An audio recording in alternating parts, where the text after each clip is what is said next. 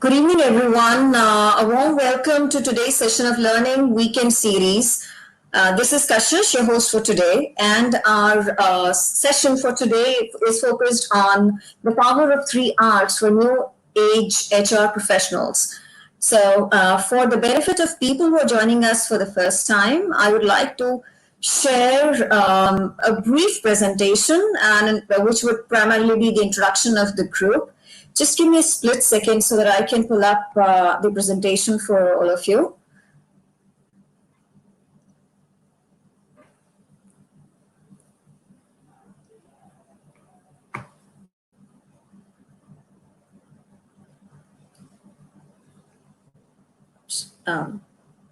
Sorry, so let me just go ahead and share the screen one more time.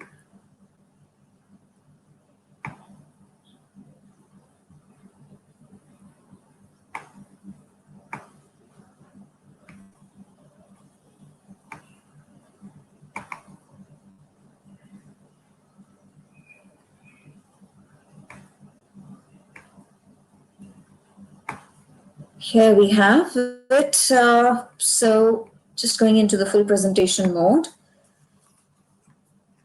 So basically, we are a global HR group of over 5,000 HR professionals. And the group was formed in January 2017 with a vision to become a globally acclaimed platform for all the HR professionals to share knowledge and insights and be the strongest group of leaders and motivators who believe in fostering learning and nurturing long-term relationships and remain connected selflessly for the sole purpose of making a difference to the HR fraternity. Now, so we have, for the past 2.5 years, for the past 3 years, we've already come up with approximately 10 initiatives, which are, our WhatsApp group.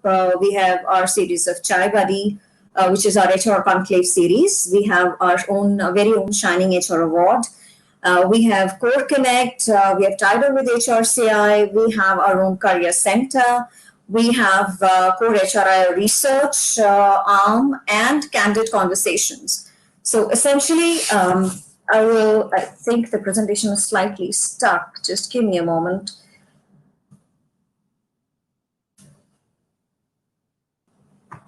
All right. So our WhatsApp group is essentially a live wire chat group, which is active with multiple discussions at the same time. Our Learning Weekend series is one of the ones you're attending right now. We have come together to bring forth our webinar series wherein we collaborate with thought leaders and create a medium to enable learning from their rich experience. Our Chai Buddy series is another version of our HR Conclave. It's a great opportunity for the HR professionals to connect and build their professional network. So can't say for 2020, but I'm sure 2021 will see a lot of core HRIR conclaves. So do look out for that. The next in line is our Shining HR Award series, which was basically formed to create an opportunity for young HR achievers and enable them to showcase their talent, their contribution and achievement amongst the HR fraternity. The next in line is Core Connect series, wherein we invite views on trending topics and the best insights are shared and published in the groups. Now, we also tied up with the HRCI, and one of the very first initiative of its kind in India was the HRCI scholarship test, which helped us to make it affordable for for the most deserving HR professionals. The next in line is our Career Center, which is basically an AI-enabled application tracking system, which is basically used by recruiters and candidates alike, and it is basically designed to automatically match resumes to the JDs. Now, we formulated the core HRIR research to basically look at what the future of work looks like with respect to HR, the impact on HR, developing future competencies for HRBP, opportunities, etc., etc. We have also come up with our candid conversation series. Now, this has been developed to give an insight to the HR professionals from the perspective of the CEOs or the business owners, so that they can evolve in the next level of HR professionals. For the uninitiated, HRCI is basically a global HR certification body, and anyone aspiring to be an HRCI certified HR professional, it is a good news that HRCI has removed global experience requirement to allow HR practitioners to experience and learn while engaging in cross-border HR practices. Additionally, the GPHR exam content outline has been updated to reflect a streamlined format and content. For more information, I would encourage the professionals to visit hrci.org. Now, coming to our session for today, the current situation that all of us are in right now, which is COVID-19. So COVID-19 has not only become the biggest global humanitarian challenge, but at the same time, it has also impacted the businesses worldwide. This disruption has caused the businesses to reorganize themselves, forcing the HR to drop their thinking hats and don the garb of a damper and subsequently re-strategize and revamp the HR processes. So according to Josh Bersin, and I was just going through this study, which is slightly older, but then still is very, very meaningful, the top 4 challenges that the HR fraternity has been dealing with are the coordination across remote teams, business units, and geographies. The two-way communication is not effective as it used to be. The third is basically, we're not able to adjust fast enough to help customers in the current situation. And the fourth one is, lacking agility to respond to rapidly changing situation. So today we have our panel of experts to discuss how can HR cope up with a changed workplace scenario. Please join me in welcoming our thought leaders for today, Dr.Nandeesh and Professor Suresh. We have also with us Srinath Gururajarao, and I'll just get them onto the board. So please welcome me and please join me in welcoming Dr. Nandeesh. Dr. Nandeesh, warm welcome to Core HRIR Group. We have a lot of professionals who are listening to you, and I'm sure there's lots that they would be able to learn from today's session. We have Professor Suresh with us. Welcome, Professor Suresh. And last but not the least, we have Srinath Gururajarao.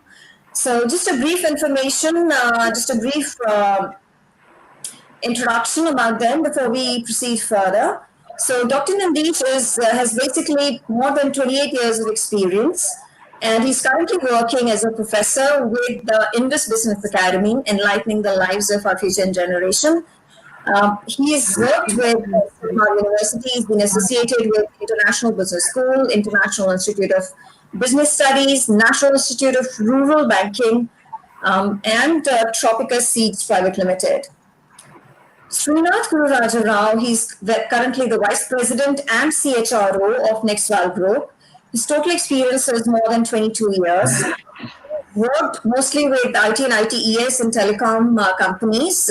Some of them are Sindhu Cargo, there's a logistics one as well, but Sindhu Cargo, Theorem Inc., Tulip Telecom, SRAI, BNP Paribas, Mahindra and Satyam BPO, Hindija TMT, and Interactive Infonet. Professor Suresh is currently management consultant, he's a lawyer, he's a visiting professor, and an active HR advisor. He has a total experience of 25 years, and he's previously been associated with Sanofi Technologies, Tarang Software Technologies, Emphasis, B12 Telecom, Software Division.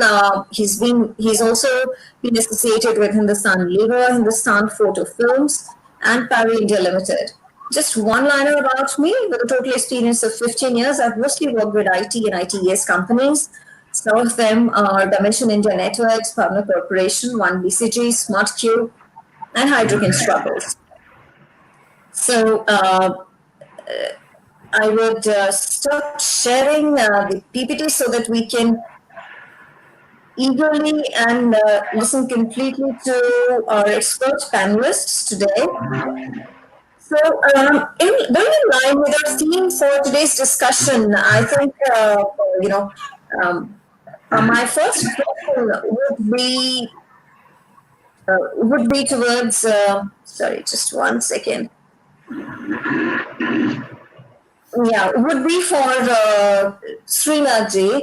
So, Srinath, you have such a wide experience, such a good exposure in across multiple industries, and I think this is the first Black Swan event that you would be experiencing. So, I would like to ask, in today's world of Black Swan events, the current one being COVID-19, HR's focus and responsibilities must be completely rejigged. So, according to you, what should be the underlying principle for this rejigging to meet the organization's needs? Wonderful.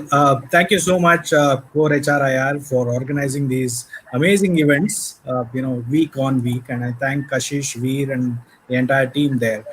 To answer, to the Black Swan event, we were happily, working. The economy was looking great globally, and we were navigating that and under one roof or multiple groups as offices. What hit us was typically an unknown that came from known place, though I don't want to rename that. What this has transformed is it has put back the fundamentals of life into greater perspective. Now, HR is a people function. We take care of people. Future of work for an HR is future of well-being of employees, where that well-being translates, transforms. What can we do at these spaces and work that we are able to create and generate value for organization? Right now, the canvas has become broader. The responsibilities of livelihoods, responsibilities of society, responsibilities of global connectedness has come into the fore very, very vastly in terms of vividly that has been defining or redefining the current methods. Coming back to the HR, role in these times, HR is supposed to address these create the navigation for the travel along with the black swans by way of policies, practices in an unknown water, imagining and taking along our people together.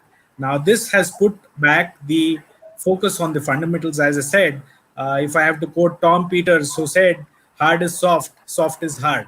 Tom Peters is known as the Red Bull in management, right? So, when I say that the soft is hard is our ability to connect with our people. Now, why I say that it is hard now, especially, is before COVID, we were sitting in our offices, and it might be 10 facilities, 20 facilities, or even 100 facilities across the globe. Today, it is number of facilities is equals to number of our employees. Going back, what this has given us is the CK Prahlad adage. He put in a simple equation in 2008 on innovations, right? He said n equals 1, where n is number of resources and 1 is your ability to customize. Now, that n equals 1 is what is playing out in 2020 via COVID, right? How does HR align our services? How does HR do what we have to do to be more effective and also deliver our connectedness, our commitment, our ability to create, co-create, collaborate, all of these soft aspects in terms of ability to communicate, generate value, generate that binding from wherever we are, and bond that society to create a better place of work. Now, as I said, future is in well-being. I think with that, he also mentioned the other part of it was n equals 1 and r equals g. Resources are global. Today, it is truly global. It is no more, 9 to 5 or whatever shifts that one clocked under a big roof. It is about our flexible way of work. In that flexibility, we find our life intertwined very, very heavily. And how do we construct work and still generate the value is what we are defining. I think HR has to rethink each of the role. I'm imagining a future, especially in manufacturing, if you look at it, where 3D printing is available in a common forum.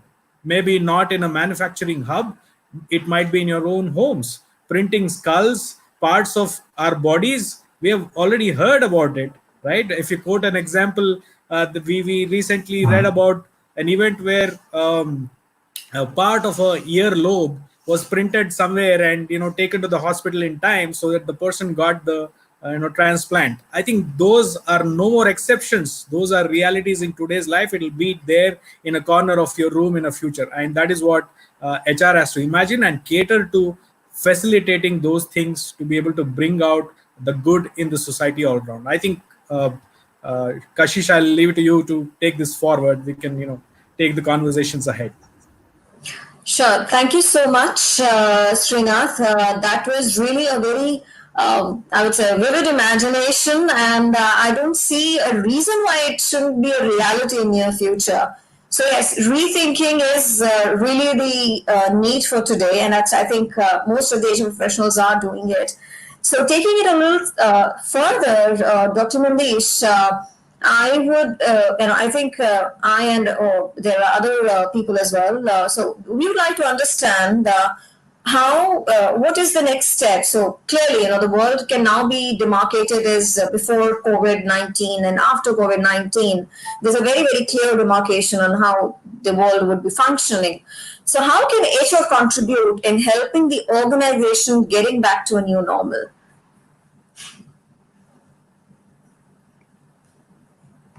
And thank you, Core HRIR, for having me here. And I'd like to just make a mention, whatever I express, it's my views as a professional and as a volunteer from Core HRIR from Bangalore, of which myself and Srinath have been there. So just to set the context, it is not only we are in new normal, we are heading towards the next normal. Probably that is what I would say. Because if at all anybody asks us, say for about 2 months back, maybe say 15th of March, we are going to run universities on say digital systems, or companies are going to be on complete digital collaborative platforms, would not have believed.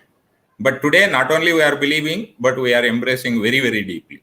So if you look into the role of HRs and especially the IT team, we have become so much of a backbone and integral part of the entire organization, whether it is an organization of MSME with 10 people or with about 2.5 lakh or 5 lakh people. I think HR has come into the forefront. That is ably supported by the IT. And I think I can't emphasize anything more than that. And if you look into the yesterday's news by Infosys, the executive vice president, he has categorically mentioned yesterday itself, the latest news, I think everyone is definitely aware. And he has mentioned 33% of the workforce will be permanently either working from home or remotely. And of course, the point is, I'll just take 2 data points here and probably that will add a significant value. If we look into the CEO C-Suite 19th edition survey done by IBM, which clearly says one of the very key point is dancing with disruption. And this report came in the month of December 2019. And we just did the report, kept it in the shelf. We did not think it will become a reality. Today, it has become a reality for us. If I have to take one more report, which is again somewhere in the end of December and early January, the KPMG CEO India Outlook, because I'm specifically looking at India as such, Arun Kumar, CEO of KPMG India, said 53% of the CEOs in India are very much keen to migrate into the cloud kind of a technologies. And if you look between December and today, just over a period of these 6 months, within that to March, April, and May, we have actually gone virtual, and that has become a new normal today. Even today, you look into this session, when we hosted an event, Core HRIR March last year, we were sitting in one of the event, myself and Srinath managing, but today we are sitting out of home and it has become a normal, which is 100% reality. And I would like to quote 3 examples. Probably that will give the clarity. I look into the ITC company, the Classmate, very, very kind of a super brand product. And one HR manager took an initiative when the lockdown was declared. He went out and reached to all the people in the villages, especially from where the contract workers were coming. And to be precise, 1,580 contract workers were there. He did nothing other than going and helping and taking care of those people. And when the lockdown was lifted from the lockdown 1 to lockdown 2, and government gave the permission with a lot of conditions, because they were able to spend 3 weeks with them by supplying groceries, being with them, giving them instructions and all, 15-30 contract workers were able to come back to work. I think that is a phenomenal HR role. I don't think we can't find this. Why I'm taking these offbeat examples, not restricting myself to IT companies, is for simple reason. We need to connect with the people in a very unconventional manner, which we have successfully done as a HR professionals. And if I have to give another example, there is one University of Agriculture Sciences, Dharwad. The Vice Chancellor and all the professors teamed up with the textiles department. They stitched the masks, and every professor was going to the villages in the university vehicles and supplying the masks to the villagers free. Their job was only to connect with the farmers. Within 10 days, they were able to understand the problems of the farmers, and they were able to connect the buyers on one side and also the farmers on the other side. And if you go and ask these professors in university HR, they do not know probably the details of HR, what we are talking, but they have actually implemented. And if I have to give one more classic example in the field of education, because in the delegates, I just saw that a lot of people from education sector are there. UNESCO has come out with the Education Response Initiative, to be precise, on 27th of March. The speed with which UNESCO, the international body, can come out, and it set the tone for almost every country, every university, every educational institution. Today, we have taken the education to the probably every possible home, which we never thought. If you look today, almost every university, even the institute where I'm working, we have been running all the operations perfectly fine by using all the digital platforms. So I think at this point, I will just rest by making one more small mention. It is not really restricted to the small organizations. Even it has percolated down to the voluntary organization. When I say so, I belong to Rotary. I have been there since 2003. On 29th of March, there was only $3,000 in Rotary Foundation account, disaster relief. And all of you here in this webinar may not believe, there was an online board meeting conducted. Within 5 days, $1 million was transferred from Rotary International account to Rotary Foundation account in just flat 5 days. And this has never happened in the history of a Rotary International, though it is there for 115 years. I think I can't give any other better examples other than this. I will rest it here. Kashish, kindly go ahead, please. So $1 million in 5 days is just phenomenal. 5 days. Unthinkable. Yeah. So that's phenomenal. So I would just like to extend this a little further, Dr. Nandeesh. So what is the learning for HR from the situations or the examples that you gave? See, basically now HRs are working. One is on the internal within the organization, another one is external. They are connecting almost seamlessly with everybody. See, today it is connect. That's it. When I say that, first they will have to connect themselves. Second is with their job roles. Third one is their teams, and most importantly with their leaders. If I can give an example, another one offbeat example, Tata Agrochemicals has been working, and it is one of the, not many would have heard about it. The CEO and CHRO are connecting twice a week. Let me repeat, twice a week for half an hour with every employee, which has never been there in the Tata Agrochemicals division. Because one of my classmates works there, I know the insights.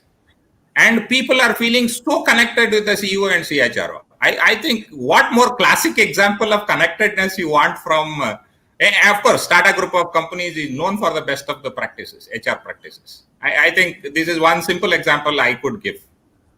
Sure. Thank you, Dr. Nandeesh. So what I also understand from this is that HR, along with the CEOs or the business owners, they've actually redesigned the way they connect Yes, with exactly. You and are capturing it exactly yeah, right. the way they connect, with the frequency that they connect, and I think the emotional level with which they connect. So that is why, despite the distance, despite the remote working environment, everyone is so very connected. So that really, I think, will go a long way in retaining a lot of people with that with that respective organization. So thank you for that insight. And Yeah. from here, I would like to, probably dig a little more deeper with Suresh Ji. So, Suresh Ji, COVID-19 has brought about an irreversible change in the corporate world, as Dr. Nandeesh just explained. So, what will be the role of HR to help the organization to transcend to a new normal, or maybe the new next new normal, as Dr. Nandeesh just explained a little while ago? My bad. Let me just unmute Oh, you. yeah. Acha, acha. And the Professor Suresh, yeah. Yeah, at the outset, let me offer my thanks profusely to Core HR IR for inviting me to share a few of my thoughts with you. And good evening to all participants. I think there was a nice question from Kashish. To answer it in few minutes, the HR function has been in the last many decades continuously getting itself reinvented. And we have been positioning ourselves very credibly as a strong function in all organization and business. Just to trace the history in 1 minute, once upon a time, it was labor welfare. We migrated to welfare officer and then moved on to personnel officer. And then, training was introduced. We called ourselves as HRD, and then we moved on to HRM. And then with the advent of IT, right, the days which we had in the manufacturing sector and other sectors, many of the functions underwent a change.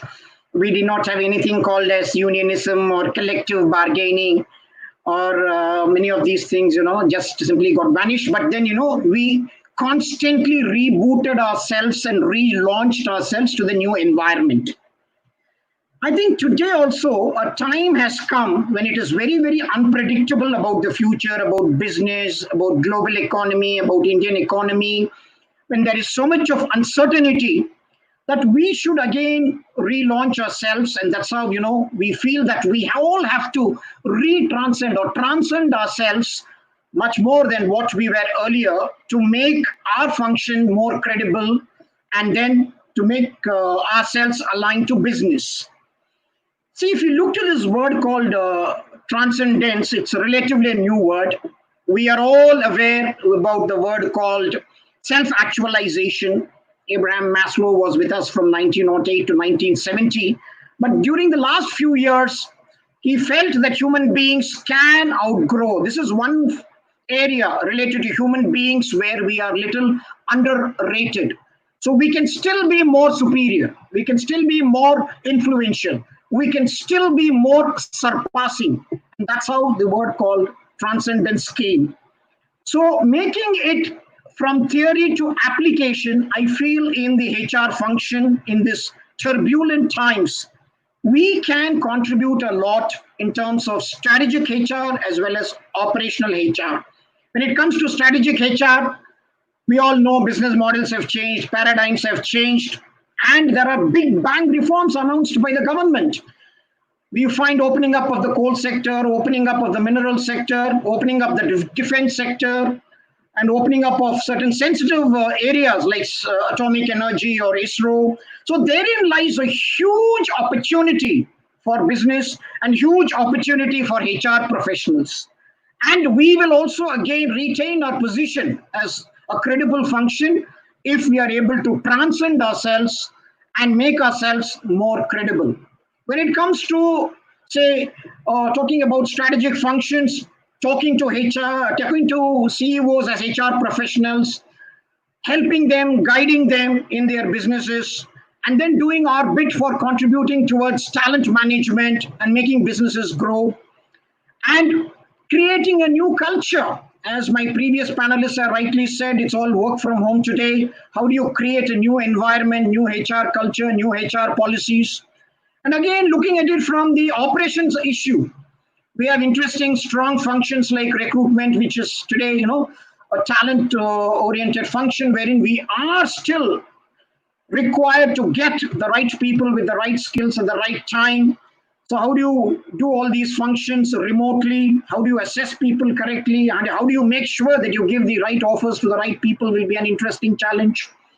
Training and development will be another interesting challenge where learning and development will occupy a main seat, because with the advent of new technologies, I think whether it comes to soft skills or whether it comes to technology skills, how do you really do the training function remotely, and how do you assess the training need requirements? How do you make it effective? Again, looking at another interesting function like, for example, employee engagement practices. Right, since most of them may not be coming to work, and then how do you really do a mentoring role, or how do you do a counseling role? How do you reach out to the employees, find out what their issues are? So these are all going to be the very interesting challenges.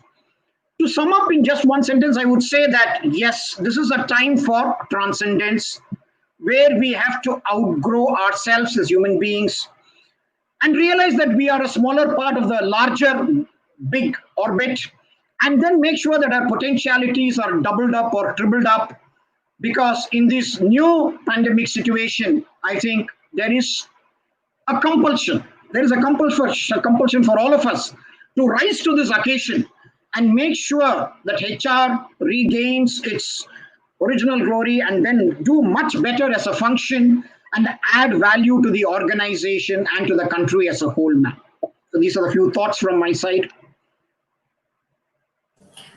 Thank you, Professor Suresh. Thank you so much for those wonderful insights. I think of course, this is a golden opportunity for the HR professionals to kind of reassess their potential and just push ourselves a little further. And of course, we realize how much we're capable of achieving. Coming back to Srinath, now that we have already discussed the three concepts we have discussed the concept of 3 R's, which is rethink, redesign, and retranscendence. So, what skills will HR need to be able to manage the transition, and how should an HR leader navigate amidst the black swan situation right now? Leader, every HR, every professional, the best navigation in an uncertain environment is creation, right? Innovation gives birth during tough times, during a crisis. So we have seen that around.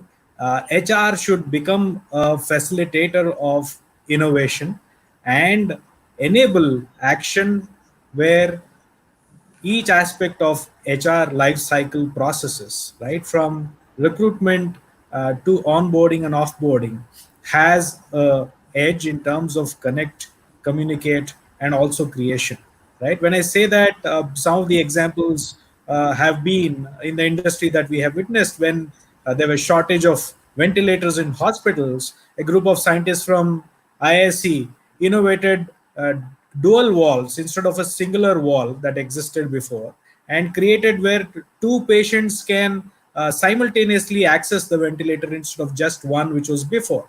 Uh, Earlier, there was no necessity. Now, because of a crisis, the innovation thrived and made us think differently. I think HR has to innovate, and that is the new normal, right? Without innovation, navigating uncertainties would not unlock opportunities. It will only probably sustain what we earlier did, right? But success will only marry those who have been able to change the paradigm, redefine, rethink, and transcend beyond the current limitations to see and understand opportunities and go towards that. So HR has to apply that thinking cap and think more and use the thing between the ears a lot in the coming days. That's very truly said, Srinath. So we have some questions that have come up. I think the first one that I would like to pick up is by Mr. Deepak Sharma. And this question is specifically for you, Dr. Nandeesh. And he wants to ask, do you think that an HR leader should think about the organization first, the organization and the stakeholders, then the team, and then self. So what should be the order, as for you? Okay, Deepak ji and all the delegates here, I would like to recall one of the famous book by Vinit Nair, who has come out with a book called Employees First. Basically, we have been talking quite a lot about customers first. Customer is the king. Customer is the royal king, and all that. But it was Vinit Nair who disrupted the whole thing by coming out with this Employees First book. The point what I'm trying to drive is, in this crisis time, we have focused on the employees. We have been connecting with them very deeply. Then we are asking them to connect with the teams and ultimately the organization. And then we are talking about the customers. I think this has been possible because we are deeply reflecting about ourselves. We are not only reflecting, we are reinventing, rethinking, reimagining, and repositioning it, basically. So I'm not meaning that it should be only for the self, myself as an employee, or maybe myself as a HR professional. We are deeply reflecting about ourselves, but we are going to connect with our team and organization, and then we are trying to serve the customers. Because today serving the customers is a very, very big challenge, be it whichever the organization. So if I can give one simple example, there is one startup, it is in the peer-to-peer lending. I am consciously taking unconventional examples. I think that will throw up the different perspectives for the audience. There is one finji.com, you can go and explore. It is peer-to-peer lending. That is, people will come and lend and they will act as an intermediary. They never had a work from home system in place, but they use the AI in a flat less than a week. Today, they are growing very, very fast. I think this would not have been possible but for the employees taking the ownership. Of course, CHRO was there, CEO was there, CTO was there. But without employees taking ownership, I would not really do a justice. I think I'm able to clarify the point what I just wanted to. Today, employees, then customers next. Of course, organization is the backbone which stands between both of them. That's what is my viewpoint. That's beautifully put through, Dr. Nandeesh. Thank you so much. Just to add one more point to Dr. Deepak's sir's question is organization, employees, customers. Now, what this crisis has taught us also is to put society at the larger umbrella as well, right? Our responsibility, our actions, our responses, our way of doing things has put that society right up in the face.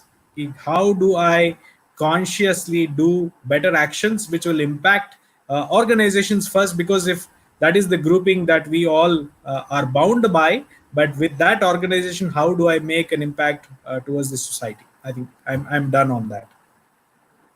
Thanks, Srinath. In fact, the next question is right through to you for you. Naina, who is an assistant professor with a university, she's asking, can HR analytics contribute to this concept of 3 Rs? Absolutely. So I'll give you a live example of what we did.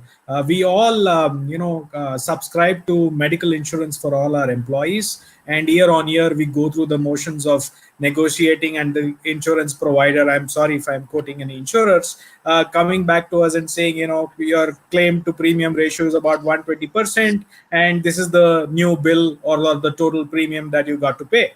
And so last couple of years onwards, we have been using AI extensively in this field to be able to predict what is the probability of recurrence of illness amongst the population that is grouped together.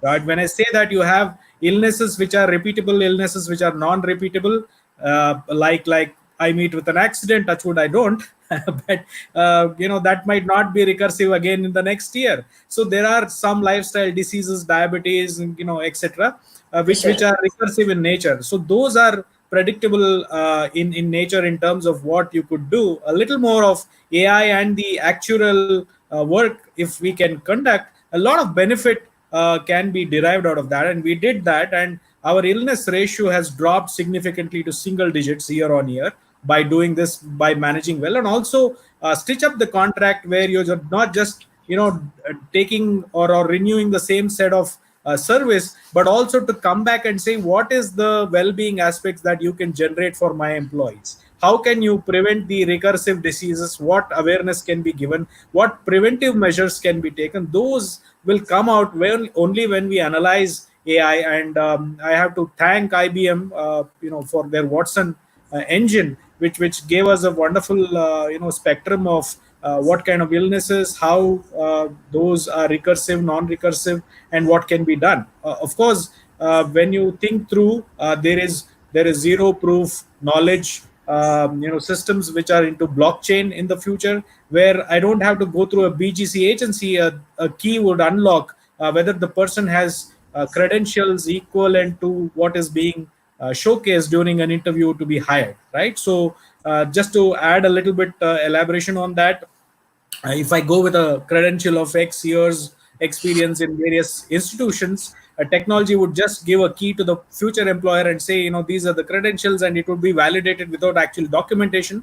The entire body of credentialing services and certificate and endorsements would lie in a third party agency on a independent server, just like how Aadhaar verifies without the number being showcased today, right? So these kinds of technology will surely come into picture, because now we are in a highly fragmented environment. Each house is an office, and to be able to navigate that and extract the best resources, best talent into the pool and create value for humanity, these are going to be extensively used in the future. I hope I was able to do justice to the question.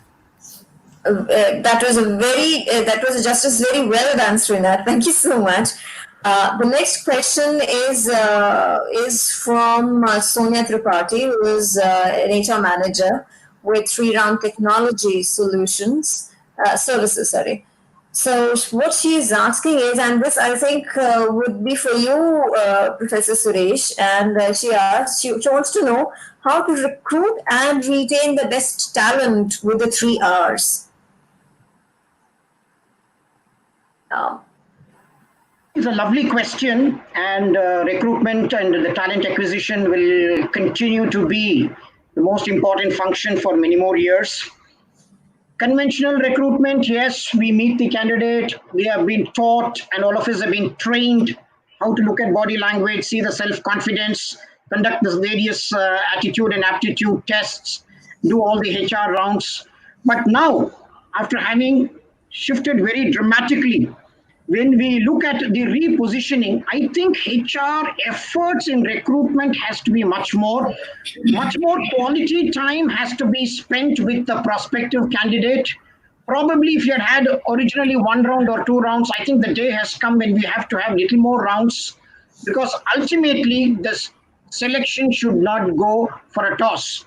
Getting wrong selection will definitely not add value to the organization. So it's a little more of effort redefining ourselves as to whether we are conducting the interviews properly, more quality time, assessing candidates will be the new challenge. So, therefore, the next part of the question I think talked on retention. Yes, any good employee leaving the organization is like gold going out of the company, and so much effort has been taken to recruit.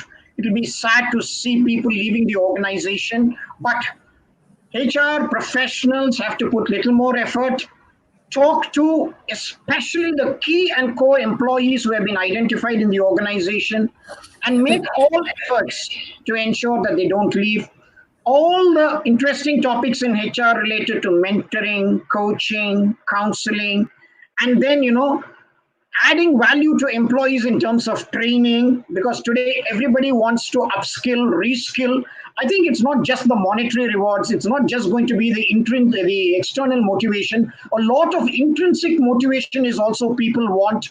I think we have to look at more of the real motivating factors that could retain the employees, rather than just looking at the little hygiene factors. I think if we do some of these at least, we will definitely be able to retain good, talented employees in an organization. Yes.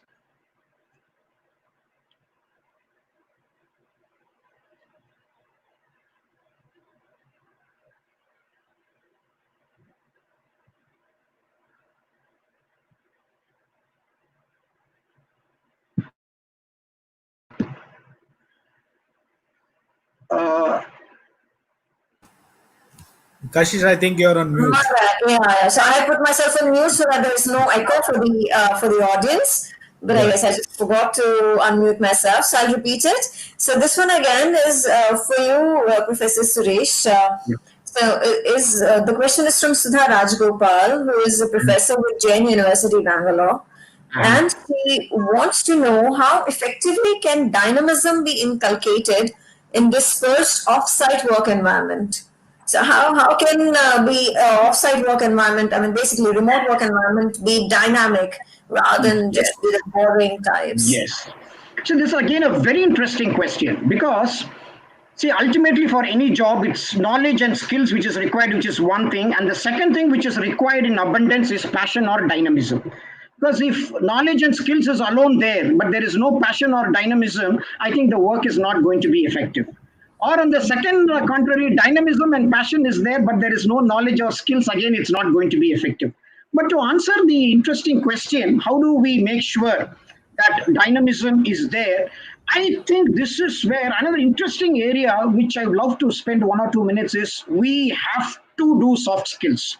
See, one thing is technology changes very fast. It's rapid.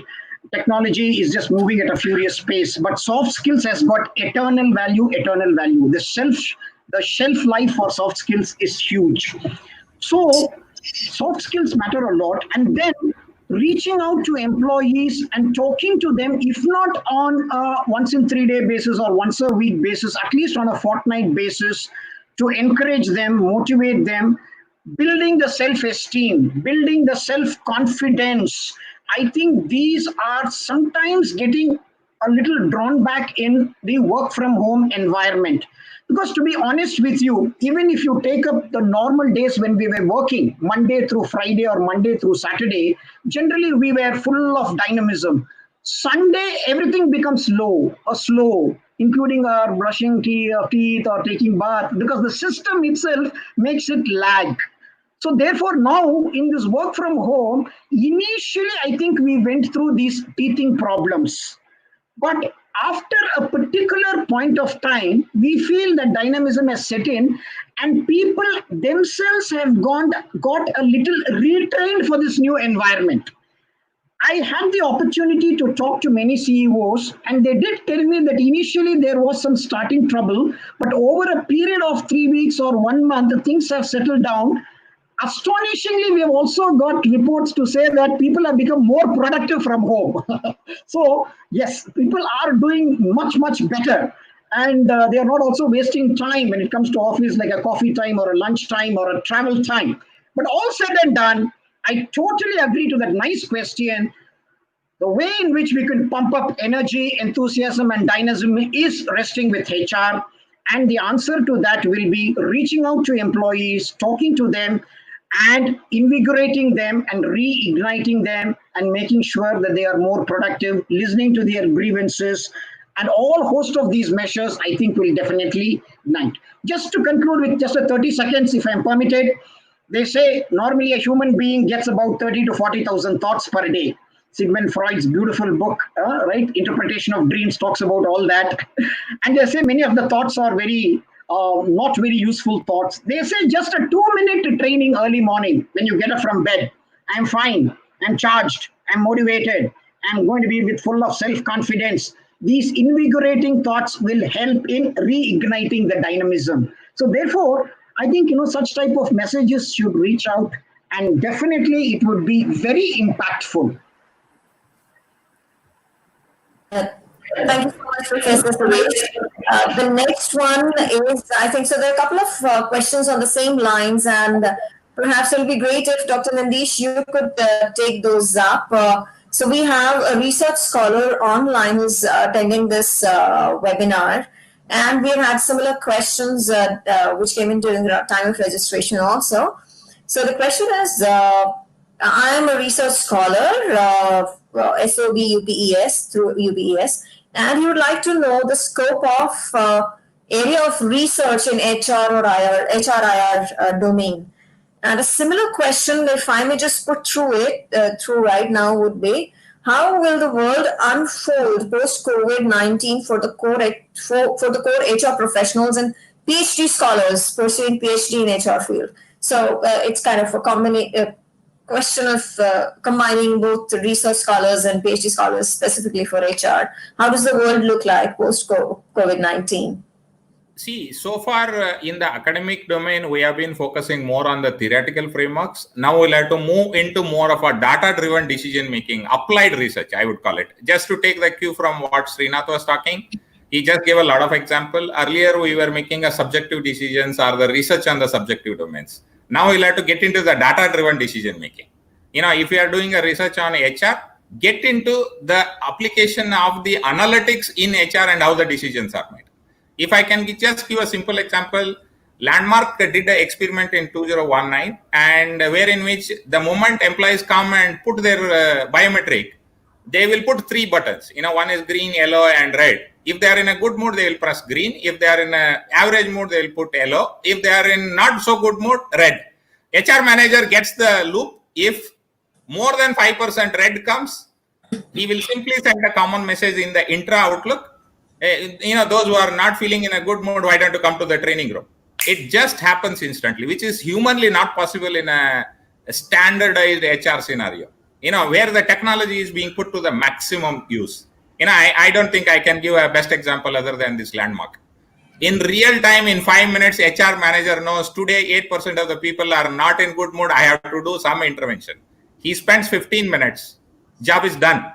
I think that's what could be the area which, School of Business, the SOB School of Business, because I happened to attend one of their recent Vice Chancellor's webinar. So that's why I know UPS is one of the very, very progressive university. In fact, in flat 1 week, they have gone 95% digital. I have the data points on that. It's one of the private university. They were one of the earliest to get into complete online, 95%. In just a span of 23rd of March to 29th of March, to be precise. Wow. Today technology will have to make use of it. Technology is the bloodstream of our life now. Whether it is IT, whether it is banking, whether it is investment banking, or you name anything, technology has to be used. I think I'm able to answer to both of them if I'm right. That's a wonderfully addressed question, Dr. Nandeesh. Thank you so much. The next is from Monica Sangwan, and I believe Srinath, you would be able to take this up beautifully. Just 1 second. Srinath, please unmute yourself. I'm not able to unmute you. Okay, thank you so much. So we have a question from Monica Sangwan, who's Senior Manager HR with Catalyst Technologies, and she's asking, what should be the key consideration while redesigning HR processes? I think a basic thing, but yes, very, very important, and most of us end up faltering there. So, yes, if you look at the technology applications driven by employers and organizations today, the human touch was already in the know-how for last 2 to 3 years in terms of technology availability for managing employees. Right? That human touch is going to play a bigger role as we move forward.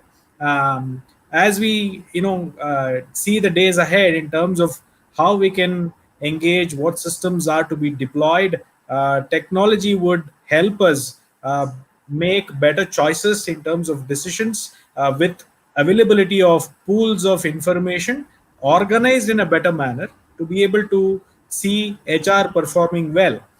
All this while the entire spectrum of people resources were available as a body in one physical space. Now, since this is fragmentation and across the board, we need more technology playing the role of the connector and as a medium with abilities to showcase and present information in an organized, structured manner so that we can deliver that human touch much more effectively. I think we are definitely moving in that direction, and HR would do all the more good if we are able to practice the science of data, understanding the data, and ability to make that understanding and convert into meaning to the end employee.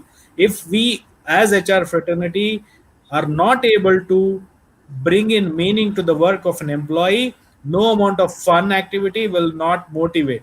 Motivation is counterintuitive. I got triggered my thoughts on that. So I believe that nobody can motivate another one. What is a big motivator is the purpose and meaning with what we do, and as long as we construct a system, work, value system that generates these things, meaning will provide that motivation that will last longer, and that is the job of HR, facilitating those things, not just as a governing body in terms of implementing and showcasing policies and penalizing people. Right, we have to bring in that human possibility to the fore and make our people think that yes, this is possible, this uncertainty is definitely opportunity, and this is what I'm going to do, this is how I'm going to create, this is how I'm going to innovate, and this is meaning to my life and the people around me. And that collaborative mindset change is what HR has to drive. I hope I've answered the question, Kashish. Thanks, Srinath. That is wonderfully answered. The next question is for Nandeesh, sir. So, Dr. Nandeesh, we have a question from Biswajit Das, who is a senior manager, corporate HR from BR Life. And he says effectiveness of rethinking and redesigning of HR policies to cope up with current HR practices 2020. So, question seems a little unfinished, but I think what he means to understand is how effective would be rethinking and redesigning of HR policies. How can we do that to cope up with current HR practices 2020? I would say that is a very good question. I can simply take a reference back to Deloitte study, which has come in this March, okay, where they have emphasized 3 redesigning. One at the work level, second one is at the workforce, third one is at the workplace. Now, workplace innovations, we can't do much because we are not going to work. If you look into the Infosys data yesterday, only 5% people are working in the company premises, but 95% are working at home. So now we'll have to redesign the things exactly at the people level. That is, one is the workforce, and most importantly, work itself. I'll just take a simple example. It's about a year back, Deutsche Bank was having a challenge. Again, coming back to HR analytics, which Srinath was mentioning earlier, they had an attrition of 15 to 17%. They went and did a survey by using a design thinking and also employee satisfaction survey. They found out that people are not feeling challenged at the work. They found out through design thinking plus employee engagement survey. They said, okay, you can go to some other department, and if you feel happy, continue there. You don't have to come back to this department, but you will have to perform these parameters. Learning cycle has to be short. 90 days, they gave 3 months. Believe it or not, in 9 months, the attrition came down from 15 to 17 to 9%. In an organization like Deutsche Bank, 70,000 employees. I think this can give a classic data point for us, wherein which we are able to modify our systems. Just take the help of the people, and most important thing is the challenging work was given to the people, and they felt engaged. They stayed. Otherwise, bringing attrition from 17 to 9% is not easy for an HR. I know that is what I would say. I think maybe Suresh or Srinath could add to my perspectives. So thank you, Dr. Nandeesh. Do we have any perspectives from Srinath or Professor Suresh? I was just looking at the comments board, and there was an interesting observation that has come out. Ease out HR professionals who are relying just on 50 plus. I think as HR professionals, that's called taboo. Age and thinking has we are young at heart. Age and thinking has no correlation whatsoever. As HR professionals, we have to be diverse, and experience and ability to be the kid in creating will play at every age. We have had innumerable examples in our society to be able to do that. As HR professionals, I think it is a bias that will play if I have to categorize somebody by age. So I do think that's a great idea. I don't know, somebody had mentioned, I thought it's a good topic of discussion to be able to bring that out and clarify. I think excellent points. Analytics is going to aid us in the future, as Dr. Nandeesh put it, and the value is coming out from an organized set of data and applications that are getting designed, that are already present, and that is going to come in the future will definitely help us manage this situation of scale. We have just exploded in the physical space, right? So the scale has to be managed in a fragmented environment now, and that is the future that we see. Kashish, up to you. Thank you, Srinath.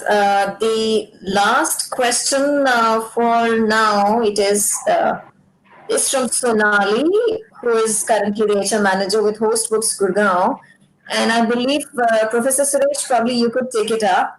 Yes, And please. she asks, how do you manage a situation when some of the important stakeholders do not align with the redesigned processes? How do you manage them? Yes. You see, any organization, if we see, the stakeholders are very, very, very important. Now, in this turbulent environment, I think more of articulation is required from all, especially at the top level, to make sure that the new vision, the new mission, the new cultural changes, the new business paradigms, the new business models are articulated to every stakeholder. Nobody should be left behind. Today, it is all going to be collectiveness and collaborativeness for any organization success. So, therefore, I think this is going to be a necessity when stakeholders, even however small they are or remotely they are, they can be taken for granted. It is all going to be the new paradigm and new transcendence when everybody's involvement is there for revival of many organizations, for growth of many organizations, and also for those organizations which are already doing well to grow further. So today it is going to be a very, very, very collaborative effort from all people, and therefore I think it is going to be collective responsibility and collective ownership from everybody. No particular stakeholder should be left out. Big or small, involve them, talk to them, participate, get their views, get their feedback. Does not matter even if you do a little bit of over communication. It's all required in today's context. Yeah, and perhaps just my 1% on this. Perhaps if the redesign process has some kind of similarity with the and some kind of success within another organization, it might just help to strike a conversation with the external counterparts. I think that would certainly help. I mean, it helped me, but just my one bit. Yes. We are in turbulent times. Always nice to get best practices from others. Yes. Thank you so much, Professor Suresh. The last one here is for Srinath again. The question is from Manish Dwivedi, who is with Mavana Sugars. He's asking how to keep resilience in the time of turbulence. So it's slightly off the topic, but still, resilience is perhaps the fourth angle or fourth concept, which is controlling all these three concepts. So perhaps we can take this up. I think resilience is quite important whenever there is a crisis.